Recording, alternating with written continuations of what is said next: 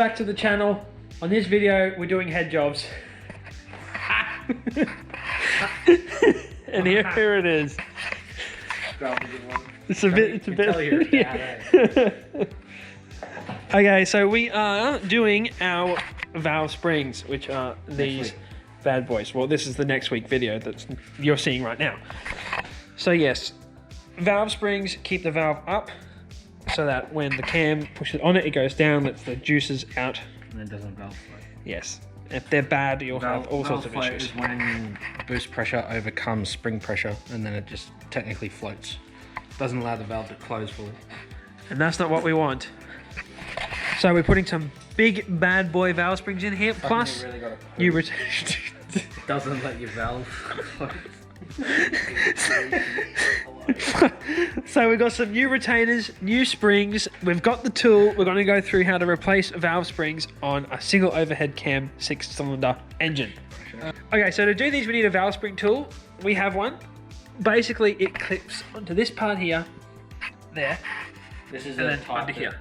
You can use when the head's removed. There is types Yeah. you get to do with the head. Yeah, there's multiple types. Of course, we've already got it on. We'll use this one.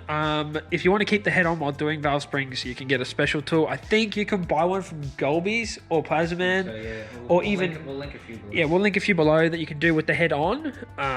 But then you also have to pressurize the cylinder that you're doing, otherwise the valve will drop in, and it's a whole nother thing. So, yeah, we shall go to what we do now. All right, so those are the collets, and they keep the retainer in spot. Now, we put our hands on it, it doesn't launch out. But yeah, that's a valve spring, and there's our retainer, and where are the collets? We can see them, and that's what holds our valve. So they sit. Yeah. Boom. Now you've also got seals that sit here. And this would be a good time to change those seals, but we have no seal kit. I told you the full. He's the man who has all. So yeah, as you can see, I don't know how good that's picking it up, but that's how they sit in there. So yes, all you need is a spring compressor, or a valve spring compressor, and oh, it's going out. And a magnet. You've got to use a magnet. You're not going to be able to pick them out, or you might be able to, but it's just easier using a magnet. Now we have to do that 12 more times to get all these done. So that's it. We'll show you our new valve springs, retainers, and seal kit. So these are our springs and retainers that they are from. They are Crocam brand. Goodness me, from TR Performance. There's 2 springs in here, the main one and then a helper. And we've also got the retainer. So nice bit of gear, good quality stuff as always. So we're going to quickly, well not quickly, but we're going to have to do all those. Meanwhile, we're taking the valve, we're taking the valve out, and we're replacing this seal here, because that's what we have in our seal kit box, which is over yonder.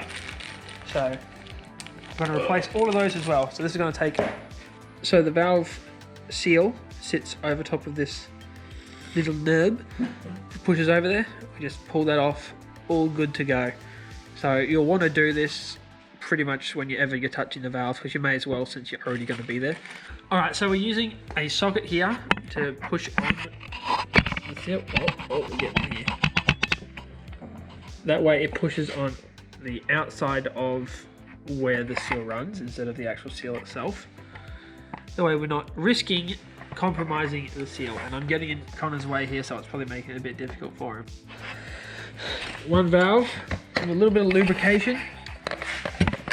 A bit of oil on there too, so it slides in a bit easier. And then, dude, I'm sorry. I'm hopeless with the. Let me put it over the hole. I'll put it over the hole so you can't see down there. There we go. Good job, buddy. Mint. Now, reverse procedure is get our new big dog springs. Alright.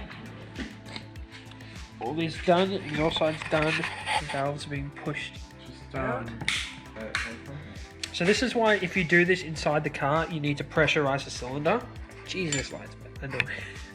You need to pressurize the cylinder, because if you don't, it won't hold the valve up, and then the valve will do that and fall into your engine, which is not ideal. So either do it out of the car or get an air compressor so you can then pressurize the cylinder. Just removing the existing valve stem seals. Pull, Connor. Pull, Connor. Come on. Yeah, it's like he's never done this before. You're the best puller I know. New valve seals put in now. Now it's time to put the springs in. Got to compress it, and then we put the collets in. Whatever you do, do not force you into it. Oh, you dropped it. Try kind of this is easy. There we go. Go up. Slowly.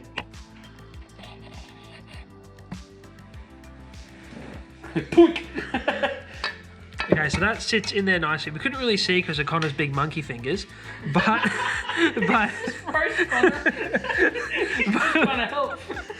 but those collets go into that retainer and it holds the valve in.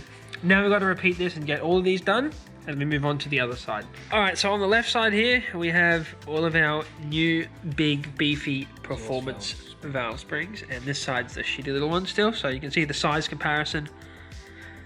And that's why they need to be done. These are for boost applications, but It's a drill, yeah, not a single. yes, you can see it all in there and looking good. So we're going to do the same thing to this side, which is our inlet side. Exactly the same process, so we don't need to go over that again. There we go.